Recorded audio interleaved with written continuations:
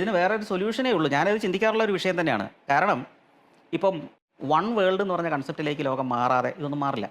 അതായത് നമ്മൾ ഇന്ത്യയുടെ പ്രധാനമന്ത്രിയെ തിരഞ്ഞെടുക്കുന്നത് പോലെ നമുക്ക് ലോകത്തിൻ്റെ പ്രധാനമന്ത്രിയെ തിരഞ്ഞെടുക്കാൻ പറ്റണം ഒരു കാലത്ത്. മനസ്സിലായില്ലേ?